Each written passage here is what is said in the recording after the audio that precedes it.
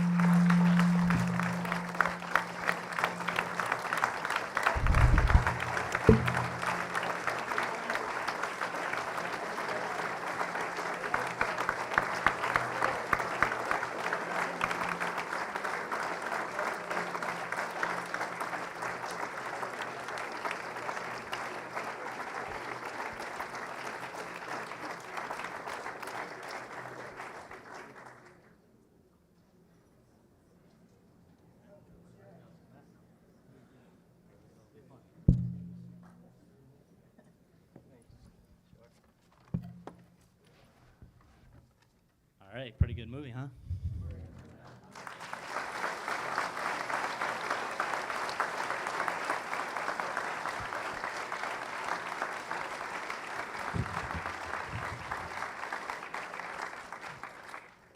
Let me begin with Brian. Brian, how does a guy from Southie end up in Hollywood pitching a script, acting on TV shows like Lost and 24, and in movies like Catch Me If You Can and Munich, and making your directorial debut with this guy, who everyone from Scorsese to David Fincher to Michael Mann wants to work with? You get him on your first time out. What happened? Oh, thank God. This is like being in front of the parole board.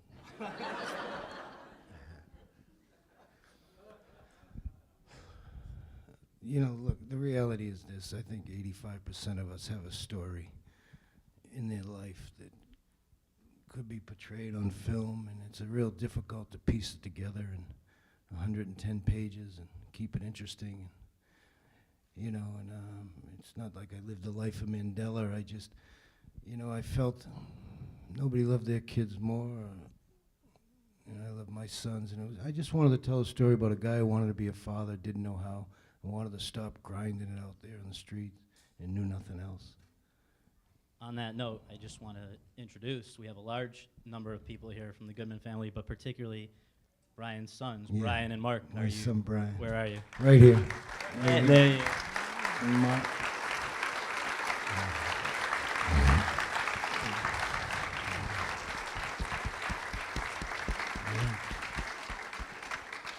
This is their Yeah, my son Brian said to me that scene on the stoop actually took place in a pizza parlor 14 years ago. And he told me to stop drinking and don't leave him. And I didn't know how to do that. And it was scary. And I just started writing this on a 37-cent notepad out of pure boredom. And I had my sister Tracy type it and showed it to Donnie. And I had to manipulate a few characters into one and create a role. I just wanted to hopefully act and play Polly at one point, And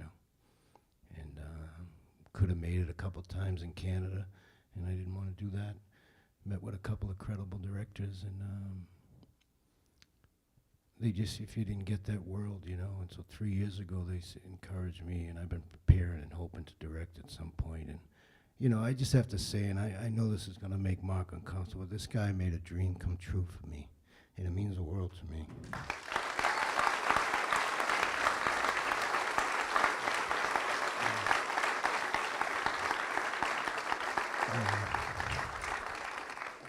And Jimmy Flynn, who supported me all the way, I really appreciate that. Jimmy at all the time was one call away as a friend of mine who was willing to help me years ago when there was different changeover in Teamsters and there's newer, younger blood, but we had been trying to make this, and I had his support for 10 years, and I really thank you for that, Jimmy.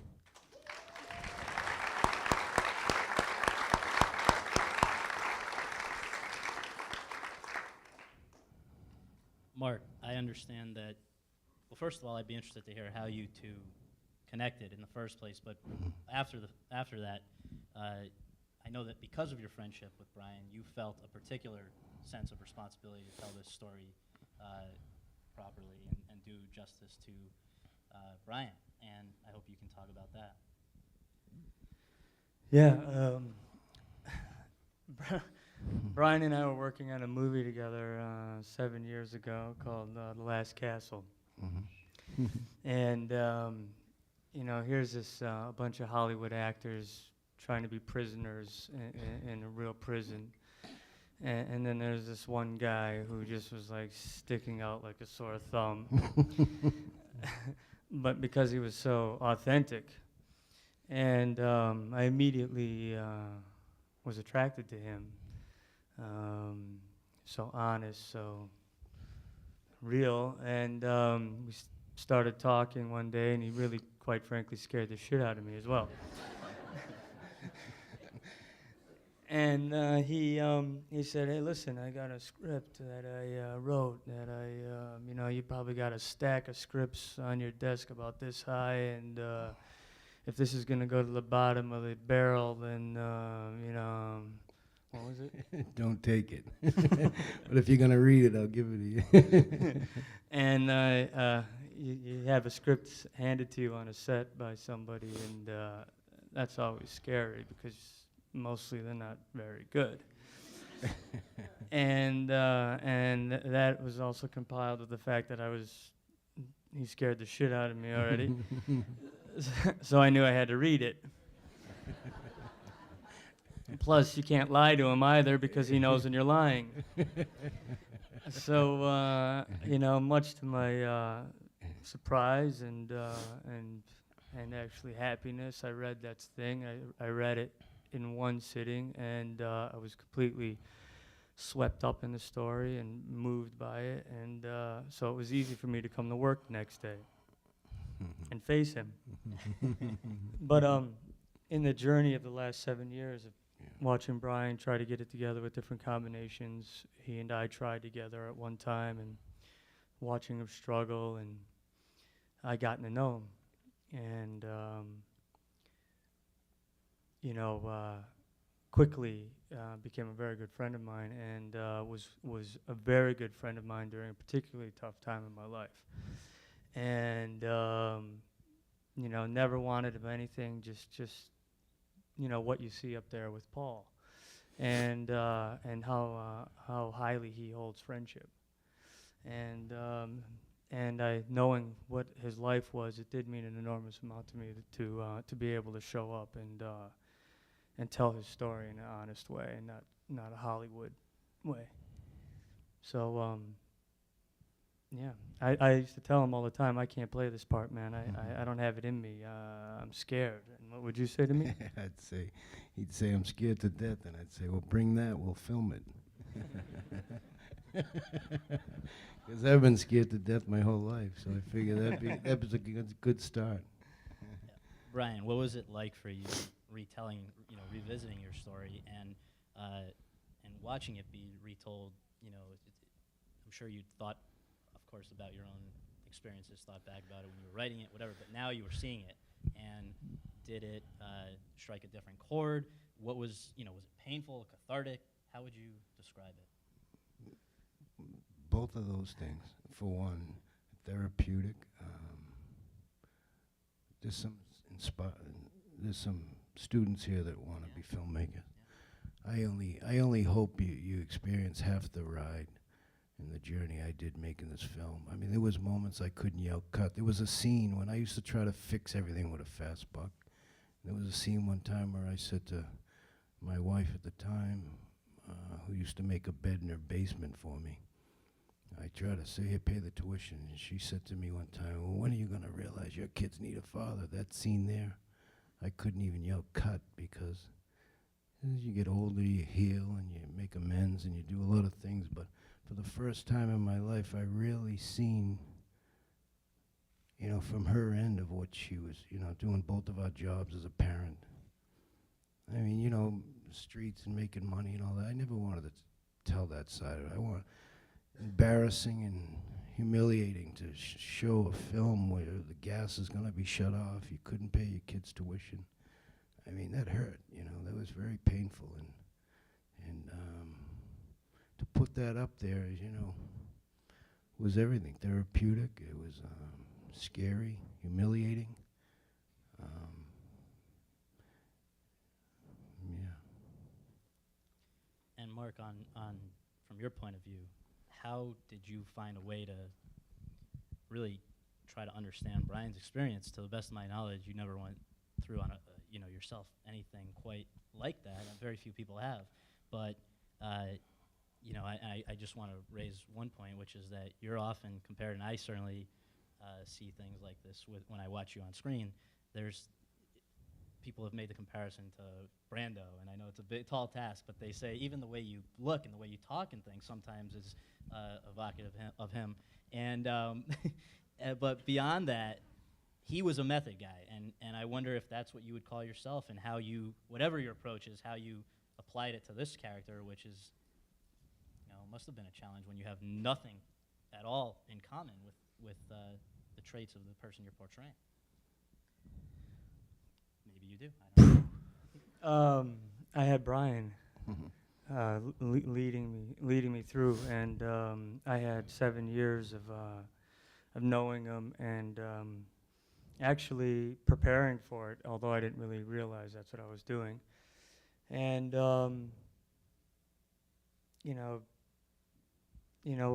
as far as addiction goes, I have a saying: either you are one or you love one. And I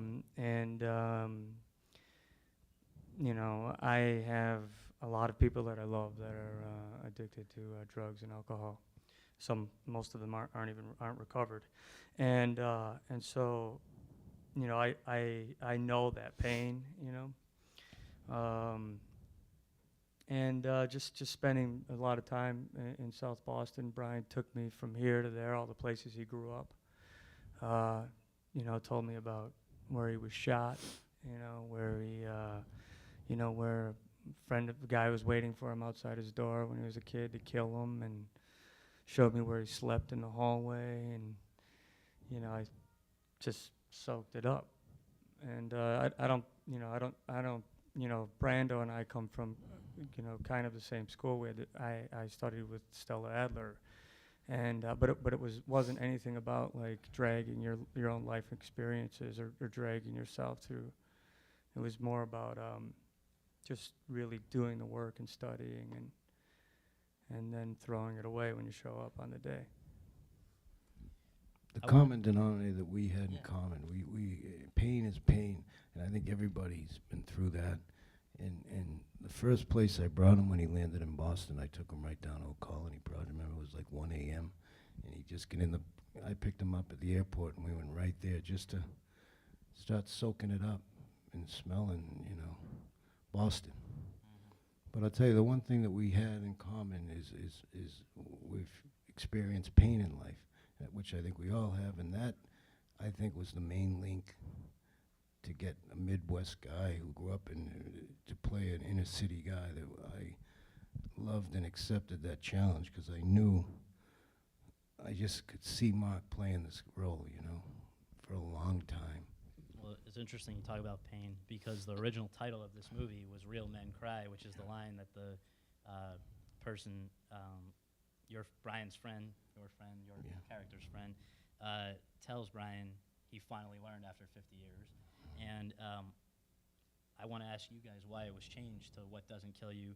I'm guessing that it has something to do with the second part of that phrase, which is, if I'm correct, only makes you stronger. And I guess that's probably part of the message of this film for you. Yeah, I groomed a couple of people that I know, like into one, to make a couple of characters, to make the movie, because it's not a documentary.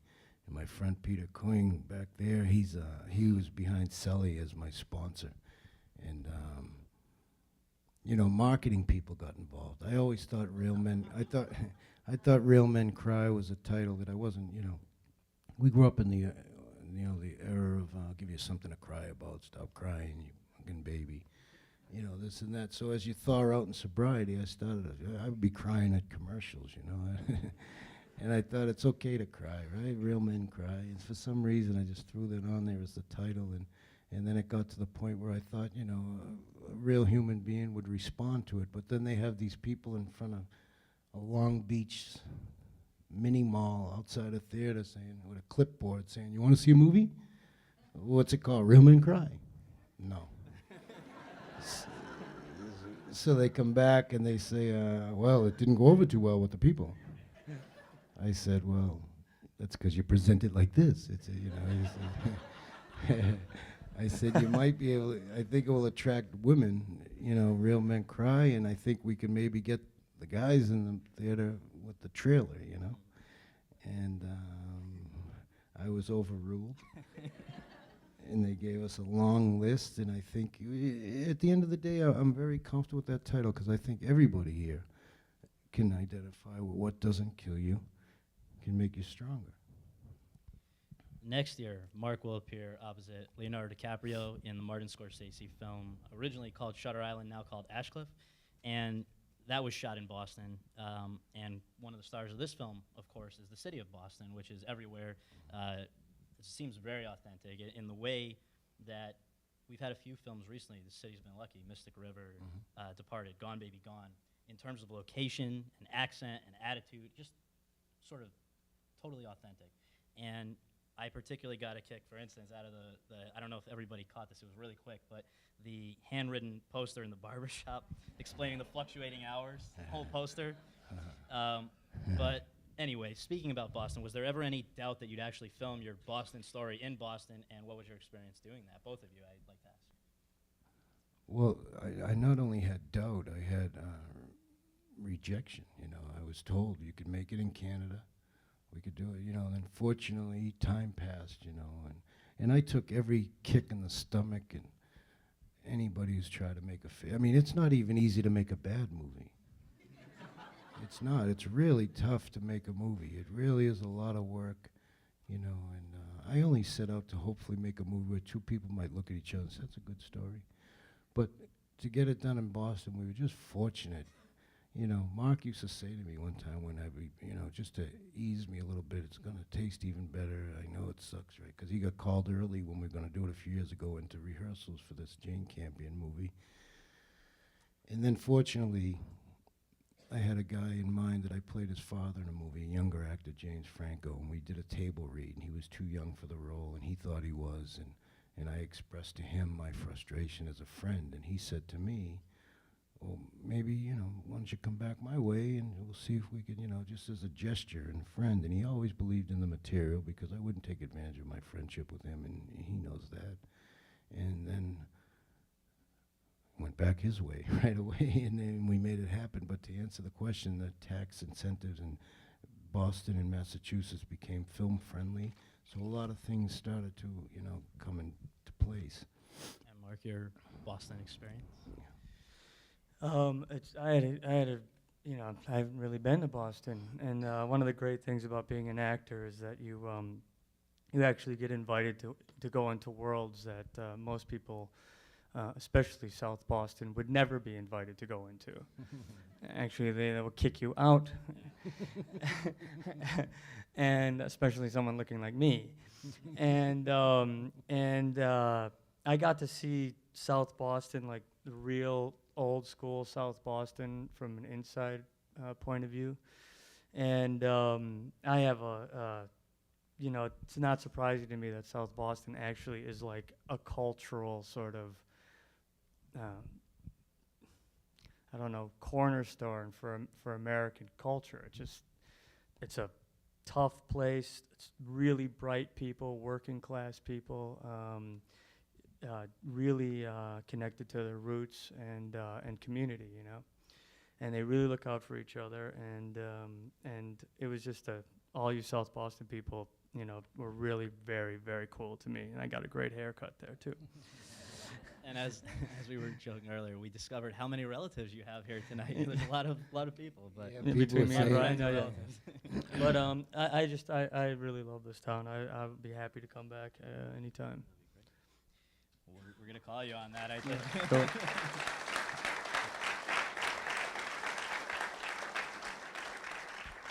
an interesting thing about this story is that Brian and Paulie, who are not the most emotionally accessible, touchy-feely kind of guys, at least early on, maybe now we were talking about real men cry, but early on, always seem to have a soft spot for kids when they are so desperate to make money at the beginning that they're willing to sell drugs.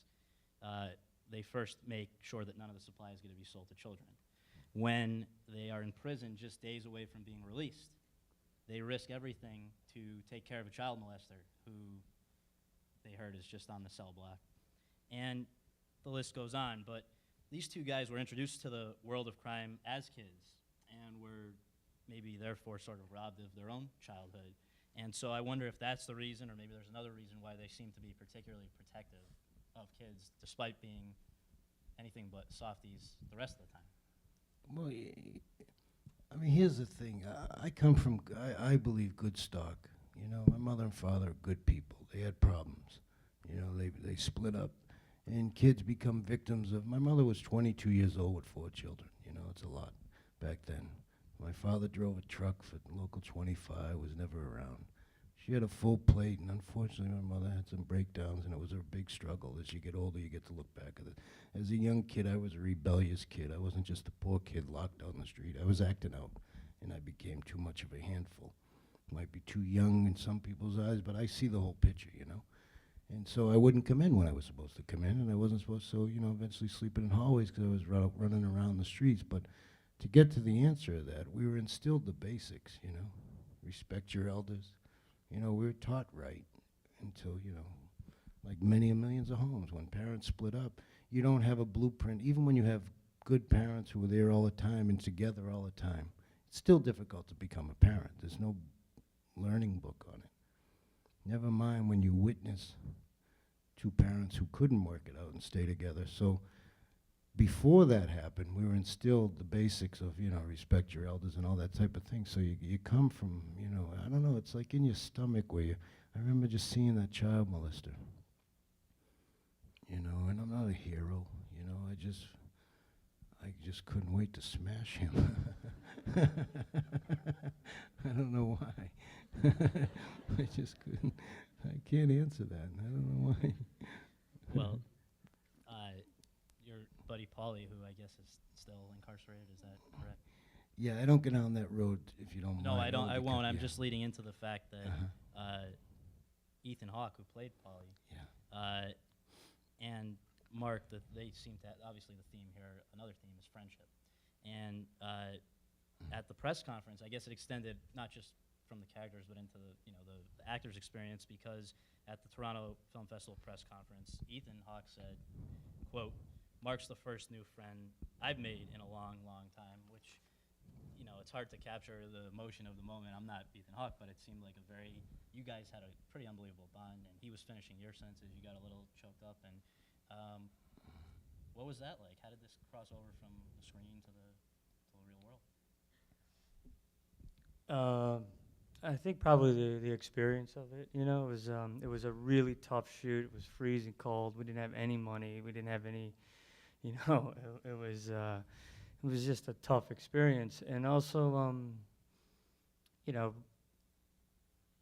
he's someone that I've really respected a long time, and I don't know. He just kind of went through that experience, but also, you know, seeing what friendship means to these guys, you know, and seeing what it means to Brian, and it's just a very, very big word in Hollywood. You know, like you're friends with you know, the pizza guy, but these guys have a really, really deep meaning that means a lot to them, and I don't know. We're just kindred kind of souls in a way. It's just.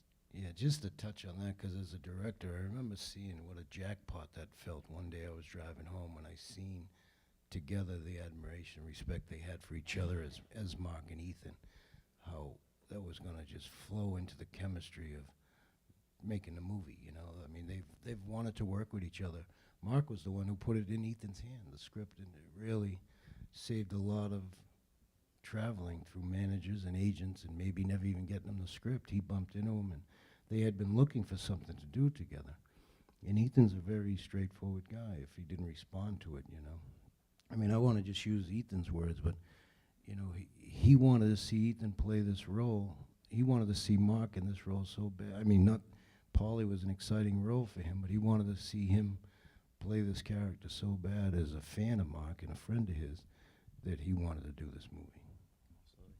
Well, I'm just going to ask one more question, then we'll go to the audience. But my question is something that we had also touched on a little bit earlier, which is that there's a century-old debate, literally, about whether or not movies shape people's behavior or people's behavior shape movies that we see. You know, who goes back to the beginning of movies? Do we do the things that we do because we've seen other people doing them on the screen? You know, does somebody get inspired to be violent because they see violence on the screen or whatever? And elements of this story reminded me, and I think a lot of other people, of the great gangster movies that we've seen in the past, going back to the 30s. And we were talking about the fact that those movies often feature best friends who get into, you know, the world of crime. They grew up together, but in adulthood, they either both pursue this world of crime, or one goes off and becomes the criminal, one goes and becomes the priest, or, you know, goes the route of goodness or whatever.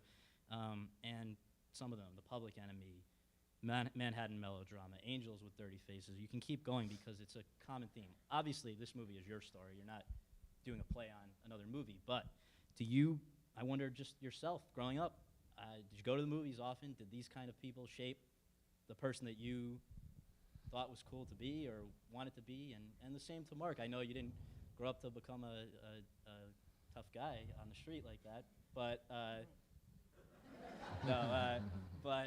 you know, was that appealing? Those characters, did they have a particular appeal to you as well? Well, I can only speak from experience. You know, coming up in the blue-collar Boston area, there's like a couple of choices of what you're going to be. You're either going to be maybe a cop, or, you know, or a fireman, or in the trades, or something like that. There's a fine line. And when you choose to go out there and you're just trying to survive and get lunch, you know, you start off just, you know, maybe selling dollar joints in Patterson Way is where we started. And then it becomes like addictive. You know, you can grab yourself a few dollars easy, and then, you know, next thing you know, you become, you know, there was no really a working gene. And my father was a hard worker drove a truck forever, you know, and I had, you know, just the lure into that whole fast buck. You know, I used to hear about the definition of tough guys. I have a lot of respect for people who go to school.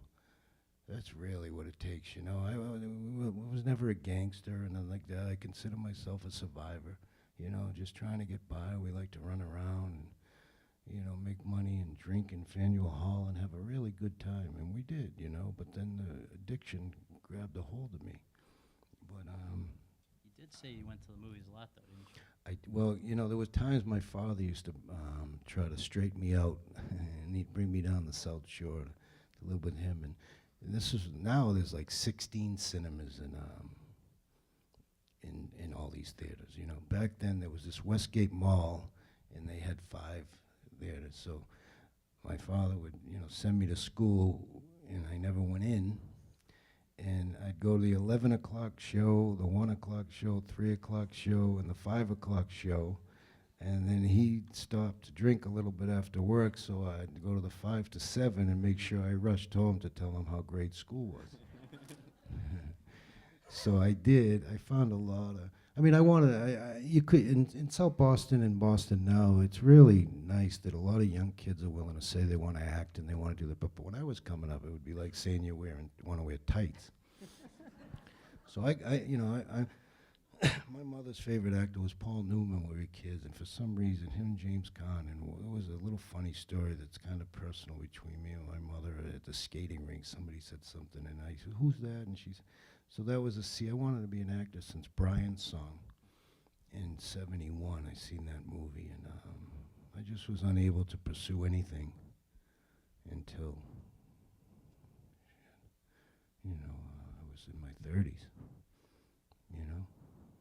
And Mark, your movies growing up, were you attracted to these Scorsese tough guys or those ones, you know, the various characters that? Yeah, but that didn't come until I was a young actor, And then, someone's like, you know who Marlon Brando was? I'm like, no. And they're like, you don't, on the waterfront? No. And I was introduced to those things. Back to this, obviously I think it comes from real life, and then it percolates up to the culture, and it's I think it's a classic American story that it's part of our idea that anyone could make it, and making it happens to be like becoming wealthier, and you want to it's a cool story to see people who had nothing, build their way up and fight and scrap their way out of the muck heap, and kind of make it in America.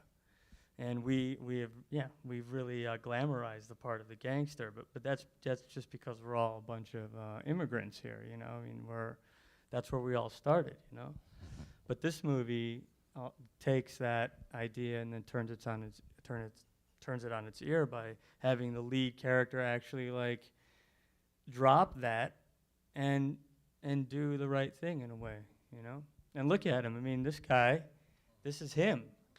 He's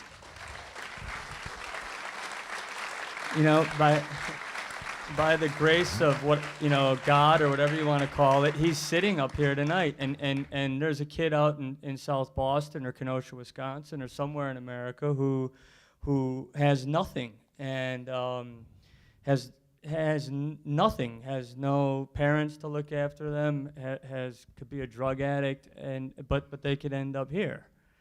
And that's that's, I think, really, that's kind of a great American story. And that's kind of, I think, where a lot of our movies and this idea of the gangsters come from, Absolutely.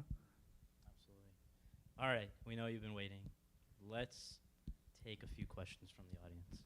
Here's where it gets fun. We're just going to ask you to wait 1 second until you get a microphone so we can pick this up on our video. Hi, thank you for coming. Thank you. I'm one of the students here who want to be filmmakers, and we're often told, don't ever act in your movies. You acted in the movie, and I think you gave a great performance. What do you think? Was it challenging? Was it hard to direct yourself? Were you worried about it? It's scary, but I think one of the best rewards in life is to walk through fear, I didn't want to feel I was biting off more than I could chew, but I've had a passion and love to act before even thinking of directing, And I had good people around me. They had my back, and I'm not an actor who loves to run and look at the monitor and see and watch what you do. So I knew that would come in handy, and I knew if I got caught acting, I was the one who was going to edit it, so I could clean it up. But yes, it was scary, but it was something I didn't regret. It was fun. Let's see. We'll let you make it the easy way around if you want to go to the back first or whatever. Sure.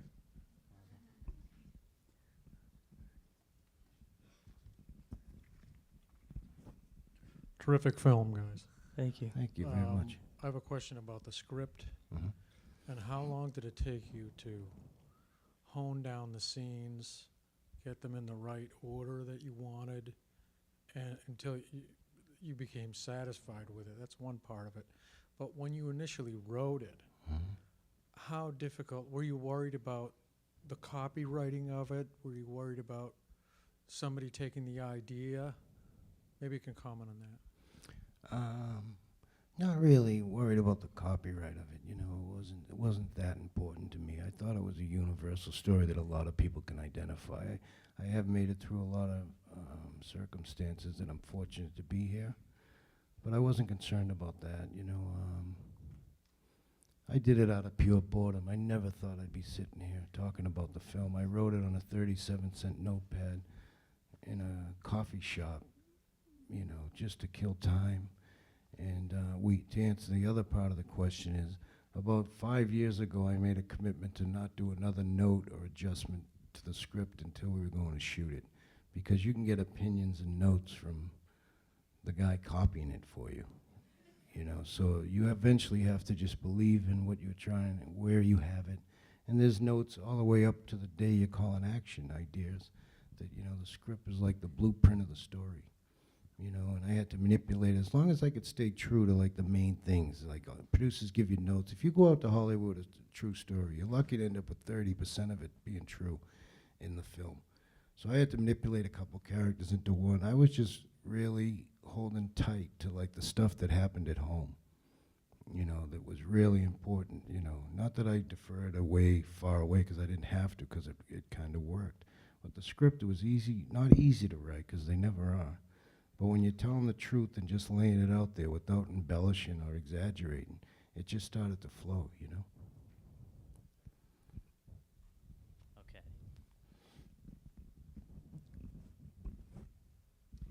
I was just curious to find out how many other people in the audience who are actually in the film. Get him up.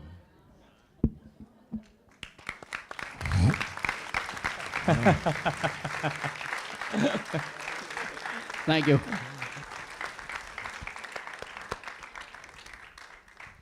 You're not going to get that in an LA screening. That's No, that's good. Thank you for everybody here. Yeah. okay. Hi, Brian. Hi, Hi, Mark. Joey. Hey, Joe. I just want to say that I don't know how you say it, but Mark is probably the most down-to-earth guy that I met in a long time, and I'm not surprised that him and Brian Thanks. become friends like this, and Ethan Hawke as well. And it was Christmas come early for me. I know Brian pretty well. I remember him writing on that pad. I remember the day he was going to leave when Sal and Betty's eating a sandwich. Yeah. And I think Brian's the only one who thought he wasn't going to make it, because I know we all thought, and none of us in this role are surprised that you're sitting where you are. Wow, So I thank say you, Joe. congratulations. Thank you very much. I got to just point out,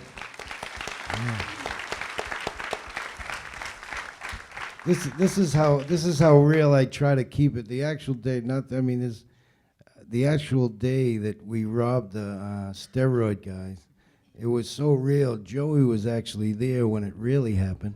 And I called him up. I said, Joe, look, I want you to do the same thing you did that day. I said to him, I remember telling him, I said, Joe, because I was the one, I gave the lines to Paulie because I had to make that character better, but I was the actual one. I said, Joe, get an answer out of him. Boom, he put the guy out. I said, we're not going to get an answer like that, Joe. So, that's how real we got it. I literally, not only as a friend, but was that funny, right, Joe? Was it easier acting, Joe, or doing the actual? Well, you got more money on the real day than you did on the acting.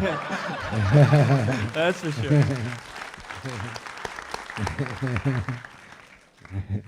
Hi, I just wanted to thank you both and tell you how much I enjoyed the film. And Mr. Ruffalo, I've been a big fan for a long time. Thank you. My question is for Brian. Yes. Now that you've had actually you can fill in a little of the background, but it sounds like this was your big first foray into Hollywood on the indie side. Are you thinking that you'll write again, direct again? Would you, what's next in store for you, and might you collaborate again? Yeah,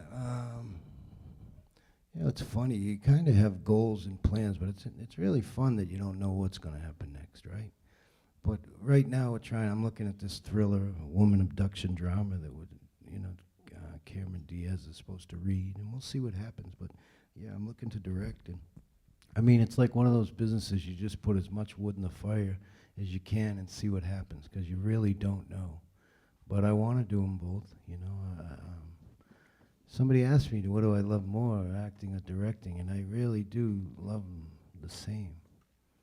So right now, I have a goal to direct this other film, but in this business, I'll tell you, you never know. You really don't know.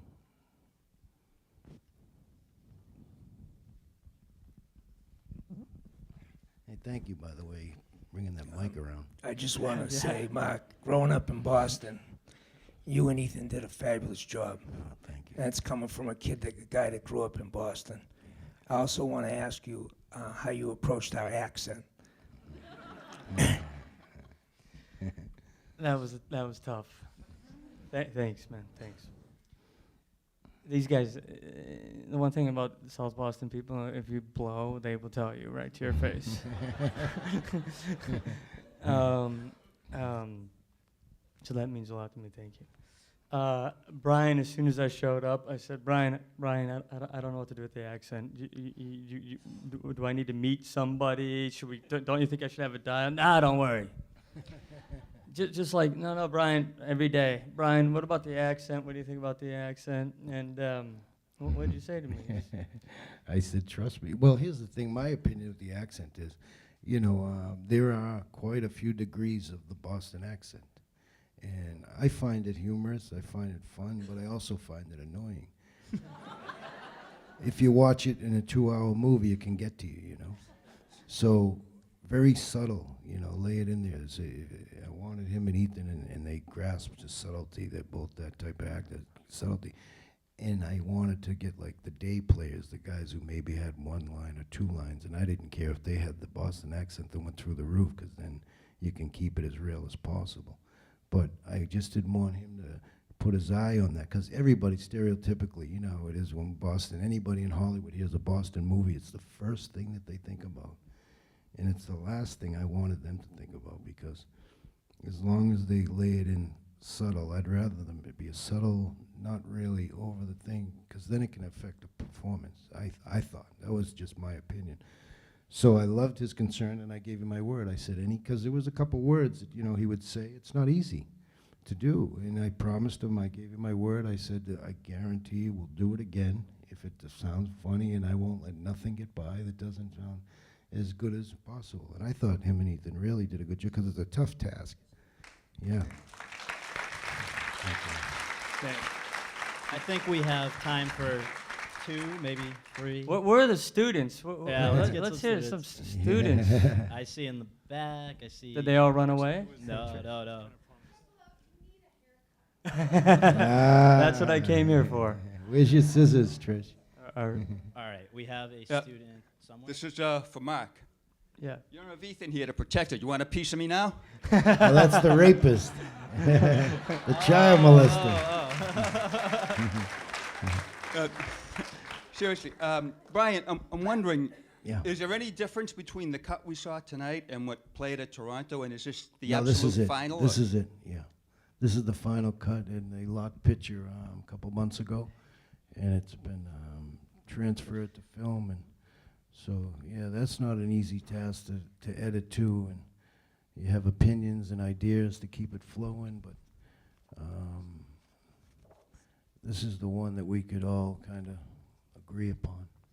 All right, the last 2 from students. Let's get. Can we confirm you're a Hi. student? All right. Hello. First, I want to congratulate you two and everyone in the audience who's involved with this film, because Thank you. it took the my expectations above. I have a question for Mark. You have a very simple and genuine acting style, in my opinion, which is very effective when it's a good script, which was the case tonight. I just want to know what about a bad script?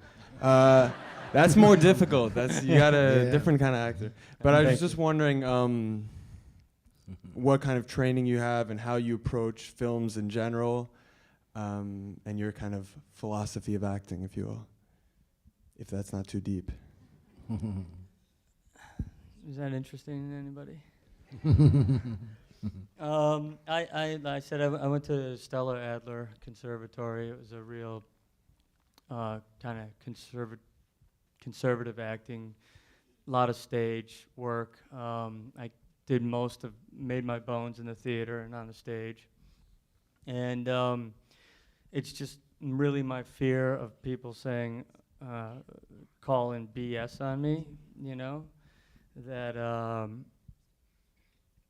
I've just from the very beginning, even if you could barely hear me on stage, if I had to tell a lie, it just felt so gross to me that you could barely hear me. And I always for me, the best thing is just to go to real life, That's where it's really happening. And occasionally you'll get a chance to play real characters, but just always keeping an eye open for real life and trying to really serve the script and be humble all the time and, you know, try not to make too much noise. Thank you. We have one last question from a Brando student in the back. Hi, this is a question for Mark. You've done quite, a spectrum of films from, 13 going on 30 to this one, and I was wondering what, the main differences are, besides budget. You had to bring that up, didn't you? So sorry. It was a good film. South Boston or You here? asked for the student question. I like that movie. I did. So did I. I really did. Especially the moonwalk. When you did, that was good. I really did like that. I'm not going to do it. Go ahead, what? I'm sorry. What, are the, what do you see besides budget as the biggest differences, and do you have a preference as Between smaller films and bigger films? yeah, or- like this one or big budget blockbusters? The smaller films, to me, are always have more interesting characters. I mean, as far as I'm concerned, maybe there's a few really big Hollywood people that get to play more interesting characters in big giant films, but I just think they're more interesting, and they're tougher to make, and they're a short period of time, so there's a lot of energy that you never lose. It's you're kind of working on a little bit of sleep and a lot of guts and grit, and I don't know. It's mostly the characters though. The big movies also you get a nice trailer and you could feed your kids for a while and buy them something nice, and so they're good too, and I've been able to go back and forth between them. I say one for them and one for me, kind of. Right. A mall movie and then a real one, right? Yeah. All right, before we thank Mark and Brian, thank you all for coming tonight. Thank Yeah, you you so know much. what? Can I say that real quick? When you make a film, and if any of you are fortunate enough to do that, you only hope to get an audience. And tonight I have one, and I got to tell you, it means the world to me, and I really appreciate you sitting through Yeah, it. thank you so much. Thank you. So thank you. Thank you to all the people who worked to make tonight possible, and the volunteers and everybody. And please leave your name and your contact info at the back if you would like to be notified about future film events here. And we hope that you guys will come back in the future. But for now, thank you for tonight. Love to Really come back. appreciate it. Thank you. Thank you. Thank you.